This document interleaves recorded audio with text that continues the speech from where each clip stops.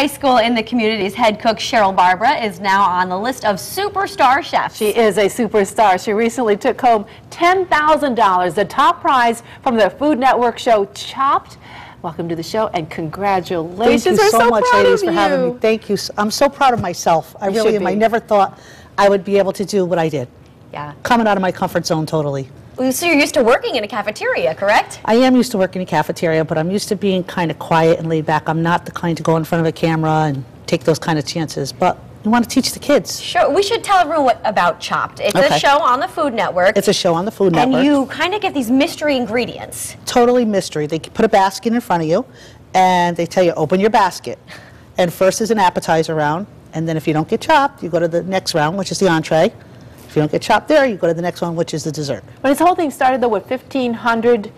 I think there was almost 1,500 contestants that were trying out for this. I did not try out. My director put my name in. I got a phone call from the Food Network.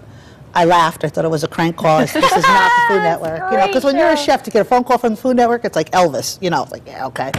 And I went out there, and I tried out, and I made it. And the rest is history. So today we're going to be making the dessert that you made on the show. Absolutely. Here, let's absolutely. switch spots. Okay, great. So tell us how they gave this to you. So what did they have for you in front of you? Okay, in front of me in the basket, I had a package of cream cheese. Cream cheese. I had some grapes. I had a can of pineapple and sunflower seeds. That's all I had. Today I replaced the sunflower seeds with some chopped walnuts because I couldn't find any. I proceeded to run over to the pantry. There's a pantry with some items in it. And I grabbed the mascarpone cheese, but the thought that came to mind with the bread was my daughter, Rosie, who eats everything on toasted bread, especially Nutella, which she's addicted to. And I said, I could do this. There's something I could do inside the bread. So I proceeded to do this. And it's a sweet cream cheese panini. Panini. All right. Okay, you ready? Well, let's get started. Okay, great. This is just some cream cheese that I got in the basket, which I mixed with some mascarpone cheese that was in the pantry, because I figured mascarpone has a little sweetness to it, so we can make it a little sweeter, okay? This is a dessert. This is a dessert. We're trying to create here. This is a dessert, okay? So we put this all on the bread, just as is. You could actually mix it in the bowl. That's what I did on the show, but I'm doing it a little separate here. Then I put a few grapes. Oh, are you doing that? Apparently there were a couple other chefs from our state. Yes, there was. There was a woman from Common Ground, which is right here in New Haven. Awesome school. She did a great job. Is that Rhonda? Rhonda, Rhonda Deloach? Yep, awesome lady. And Deborah Houlihan? Yes, and Deborah Houlihan? Yep, and she... What school? She was Waterford, Connecticut. Waterford, Connecticut. And then there was, I forgot her last name now, the last girl. She was from Islip, Long Island. Very good. But we're going to have Rhonda and Deborah on the how show nice. in the next couple of days. Oh, great. How nice. That's awesome. I just seen them the other day.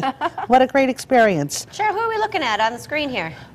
That would be, the handsome man in the back would be Sam Cass from the Washington, D.C. He is the chef for the Obamas. He was one of my guest judges. And the beautiful child in front of me is my daughter, Rosie. Oh, very nice. She was with me. You could see she got very emotional at the end. We all did.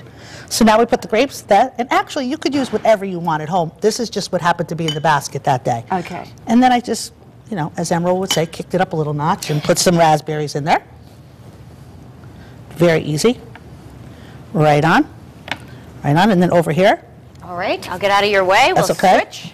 And I have my grill all hot and ready to go. And just grill it down like a grilled cheese. That's all I did. And you had how many minutes to create this?